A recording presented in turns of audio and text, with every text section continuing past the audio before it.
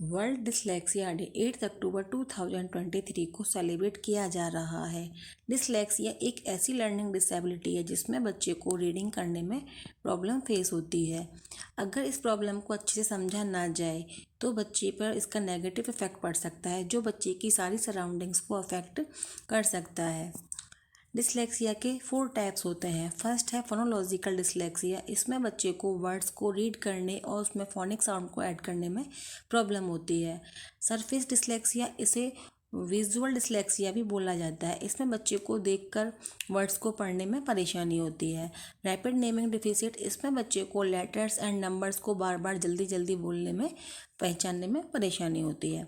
Double deficit dyslexia, इसमें phonological dyslexia and rapid naming deficit दोनों ही शामिल होते हैं। इसके सिम्टम्स क्या हैं? इसमें बच्चे को ध्यान से ऑब्जर्व करने की ज़रूरत होती है। अगर कोई छोटा बच्चा टाइम से नहीं बोल पा रहा है या फिर किसी वर्ड्स को बार बार उसे याद करने में परेशानी हो रही है, किसी वर्ड्स का बच्चा बार बार कोशिश करने के बाद भी गलत प्रोनाउंसिएशन कर रहा है, तो इस तरीके के बच्चे को डिसलेक्सिया के सिम्टम्स हो सकते हैं। अगर नर्सरी की राइम्स को याद करने और उसे बोलने में बच्चे को परेशानी होती है तो ये भी डिसलेक्सिया का सिम्टम्स हो सकता है कि ही होगी।